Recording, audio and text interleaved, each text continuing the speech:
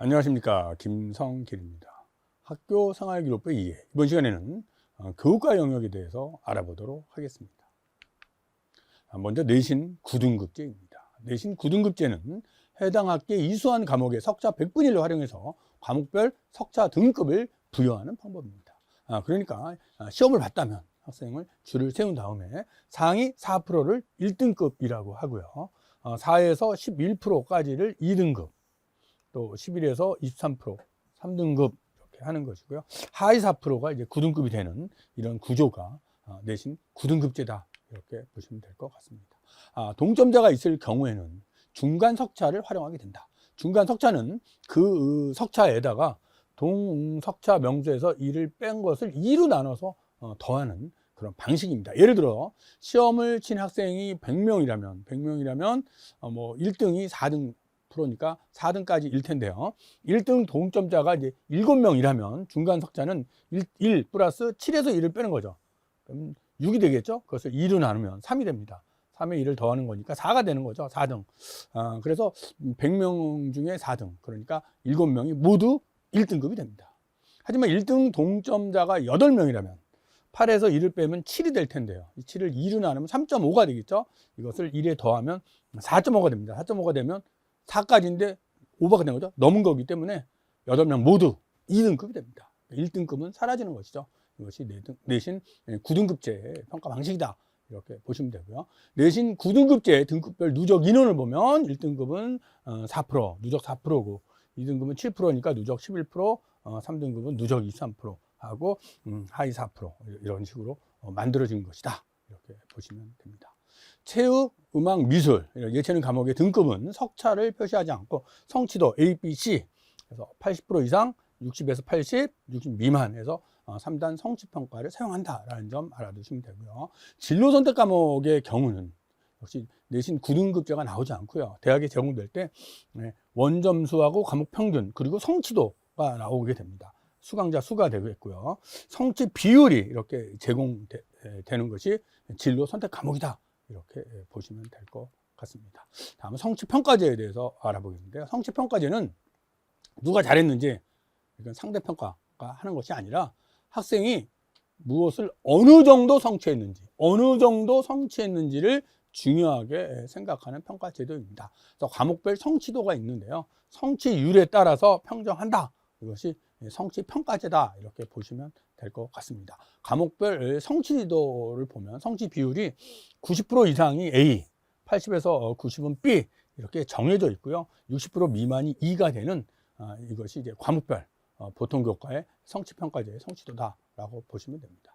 그래서 원점수에 따른 과목별 성취도를 보면 보통 교과의 어떤 과학 탐구 실험이나 또 예체능 교과의 일반 선택 과목이지만 예체능 교과, 진로 선택 과목으로 편등된 이런 과목들은 성취도로 나타나게 된다라는 점 보시면 되고요. 또 전문 교과 1에서도 과학 계열의 교과 중 융합과학 탐구나 과학 과제 연구 등등 이제 이런 과목들, 또 국제 계열의 이런 과목들이 원점수에 따라서 과목별 성취도로 평정한다라고 보시면 됩니다. 그래서 원점수에 따른 과목별 성취도를 보면요, 이런 진로 선택 과목이나 전문교과 1 같은 경우에는 3단 성취도가 나오는 거예요. 3단 성취도. 80% 이상이 A, 60에서 80이 B, 60 미만은 C, 이런 경우입니다. 그래서 학생 여러분들이 여기서 알아둘 건, 이제 공통 과목이나 일반 선택 과목은 등급이 나오면서 5단 성취, A, B, C, D, E 5단 성취이지만 이런 진로 선택 과목은 3단 성취다.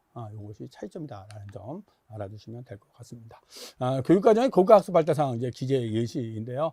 성취도를 할 때 공통 과목, 원점수, 과목평균, 표준편차, 또 성취도 5단 성취도 A, B, C, D, E죠. 수강자 등급 이렇게 해서 나오게 되고요. 다만 과학 실험, 과학 탐구 실험은 3단 성취도가 나온다라는 점이 좀 차이점이 있다라는 점 보시면 될 것 같고요. 또 일반 선택 과목은 똑같습니다. 똑같이 5단 성취도고요. 교환교과하고는 제입니다. 교환교과하고는 PF, 이수, 미수만 나오는 거죠. 또 체육예술은 3단 성취도 부분 보시면 되고요. 진로선택 과목은 성취도별 분표가 나오는 3단 성취도이다 라고 보시면 됩니다. 그 점. 그리고 등급이 제공되지 않죠. 진로는 등급이 제공되지 않는다, 없다. 이 점도 잘 보시면 될 것 같습니다.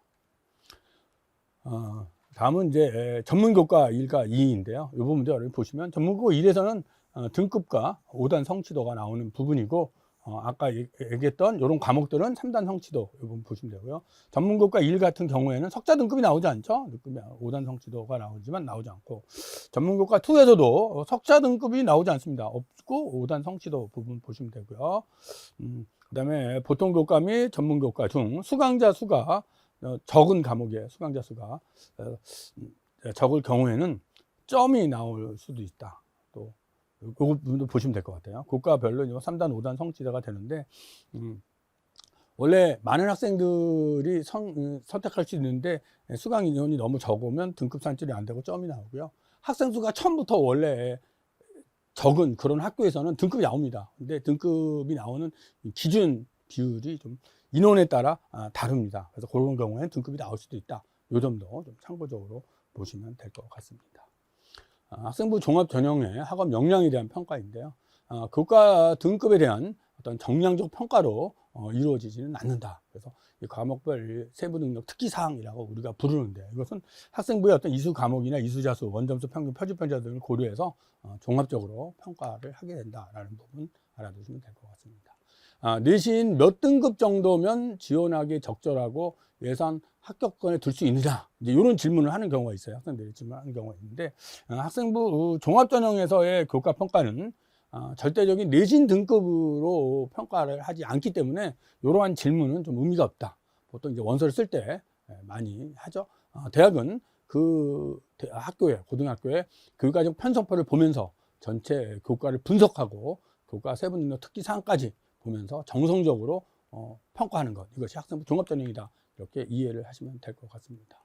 내신 등급이 다소 낮더라도 개설 교과 중에서 난이도가 높고 이수자 수가 적은 그런 교과를 선택하면 대학은 학업에 대한 의지와 열정을 고려해서 평가하는 것, 이것이 이제 정성평가다라고 보시면 됩니다.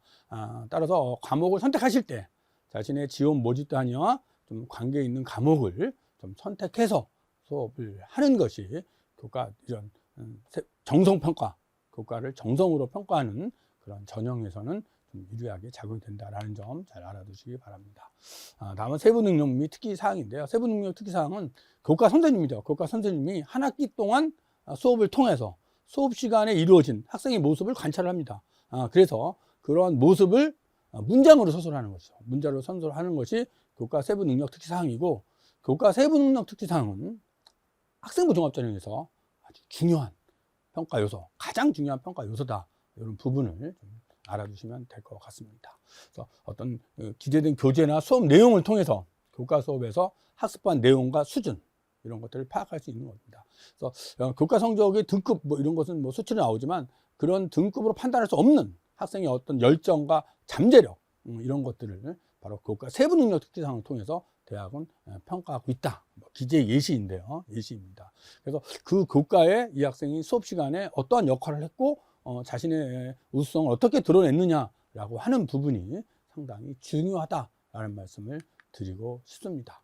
다음은 Z점수에 대해서 알아보겠는데요. 이 Z점수, G점수라고 하는 건데, 이제 일부 대학에서 사용을 합니다. 왜냐하면 대학에서 학생부상의 내용으로는 서로 다른 학교에 있는 학생들, 또 다른 교과의 성적을 서로 비교하기 어렵기 때문에 어떤 원점수나 평균과 표준 편차를 고려해서 만드는 점수가 Z점수인데요. 일부 대학에서 과목별로 원점수, 표준 편차를 이용한 Z점수를 산출해서 그런 적용하는 그런 대학이 있다라는 점 보시면 될 것 같습니다. 자, 다음의 경우 누가 더 시험을 잘 봤을까요? 학생 여러분 한번 보시기 바랍니다. A 학교의 학생이에요. 0이라는 학생의 원점수가 80점입니다. 80점. B 학교의 철수가 원점수가 90점이에요. 그럼 누가 더 잘했을까? 이 원점수만 갖고 비교하기 어렵죠. 이럴 때 그 과목의 평균을 봅니다. 평균을 봤더니 A 학교의 평균은 50점이었고 B 학교의 평균은 70점이었어요. 이렇게 본다면 원점수는 B 학교의 철수가 더 90점이 더 높지만, 이거보다 높지만 평균을 대비해 보면 누가 더 잘했을까요? A 학생이 더 잘한 거죠. 50 평균에 8점 맞은 애가 70 평균에 90을 맞은 애보다 더 잘한 거잖아요. 그러니까 이렇게 평균을 가지고 비교를 하는 이런 점수가 Z점수다라고 하는 것입니다. Z점수의 산출 공식을 보면 Z점수는 원점수, 내가 취득한 점수입니다. 여기서 평균을 뺀 걸 편차로 나눕니다. 이것이 Z점수다.